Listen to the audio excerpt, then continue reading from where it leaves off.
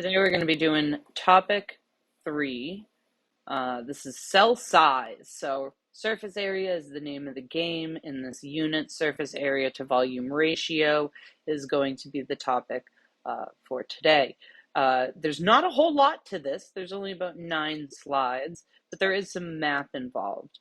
You can see here some essential knowledge you have to know, no particular vocabulary words. The notes for this start here on page 20. You can skip the practice problems. We're going to be doing those in class. Same thing with practice problems continued. And you can end here on page 23 after what does this mean for the cell. So it's short notes. However, there is some math involved, so I have set up here. This is a screenshot from the AP formula sheet that you'll be able to get. So yeah, we're talking cell size. Let's get started. So cellular metabolism depends on cell size. Cellular waste must be able to leave. There has to be a dissipation of thermal energy. If things get too hot, we have to maintain that homeostasis and be able to cool the cells down. And nutrients and other resources and chemical materials have to enter, right? So there has to be this passage.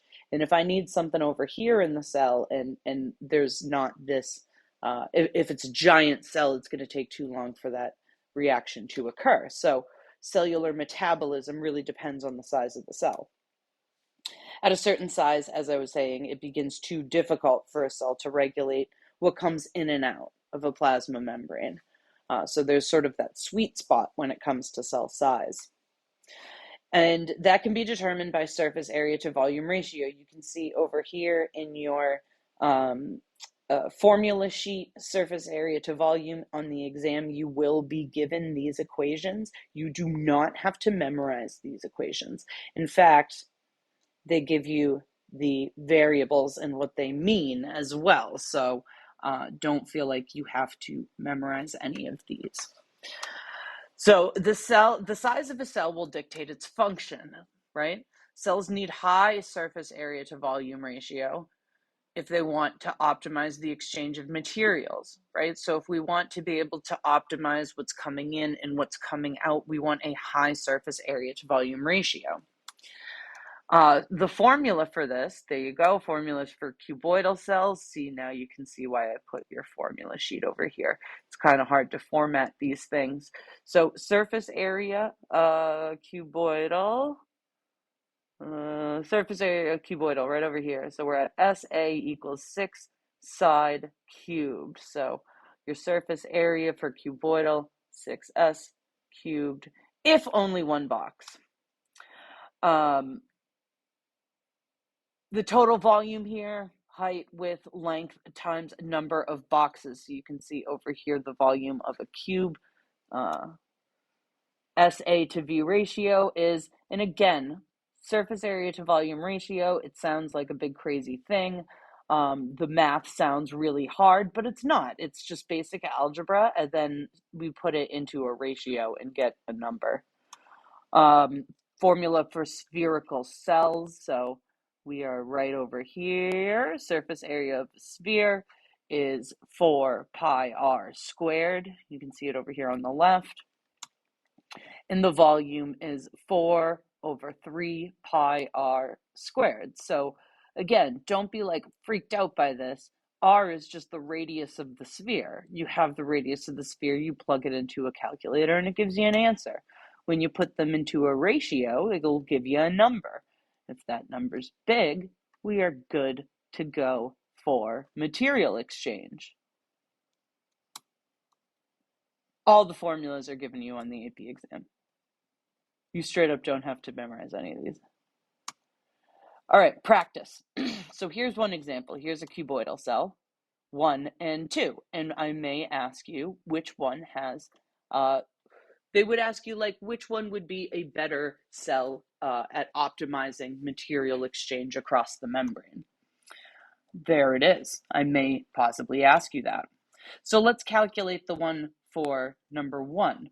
we can see on our sheet over here, surface area equals 4 pi r, oh, I was looking at a square, I'm sorry, at a sphere, cube 6s squared. So we have one side here, that would be your s, so it would be 6 times 3 squared. And you would come out to 54 units. I don't know why it does it over here. Let me see if I can get my thing. Pointer options. Oh, I can't get my little tool. Haha. Yeah. All right. So taking a look at the 6s squared, so it would be 6 in parentheses 3. Terrible 3 squared. Right? You plug that into your calculator and you get 54 units squared.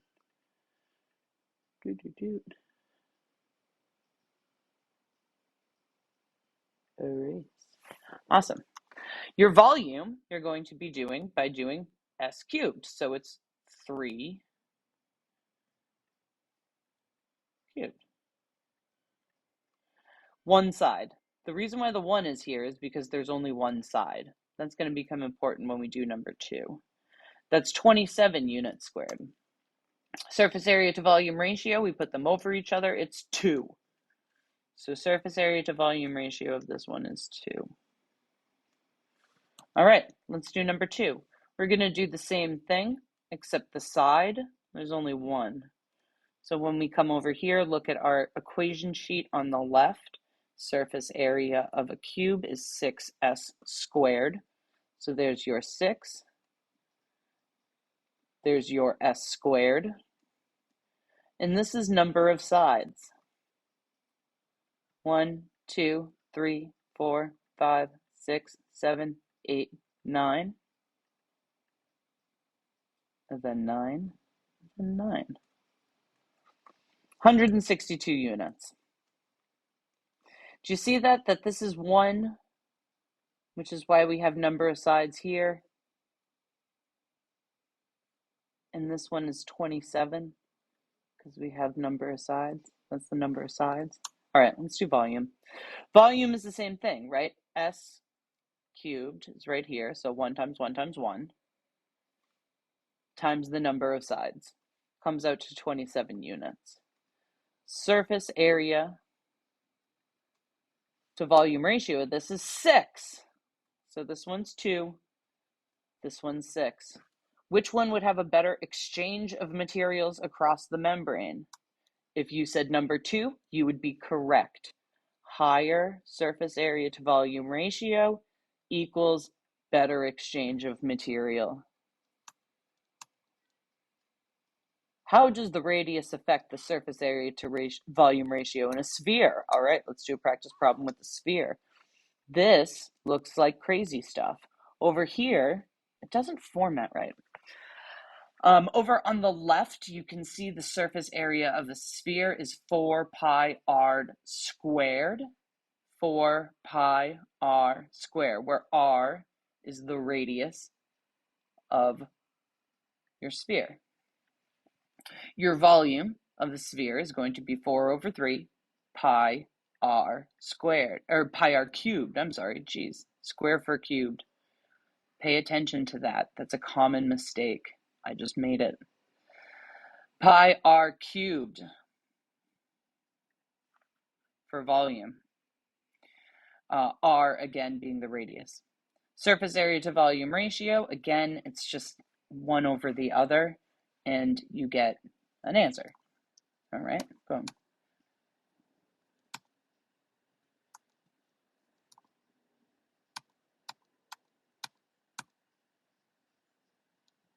I don't know why they did it this way. Oh, to show this, I'm sorry. As R increases, the ratio of surface area to volume decreases, and this is how it's explained mathematically, right? So, and it makes sense, right? If we want a high surface area to volume ratio in order to increase the exchange of materials across a membrane, and the cell just gets bigger and bigger and bigger, it is not going to be able to exchange those materials very well. And this is how we explain it mathematically.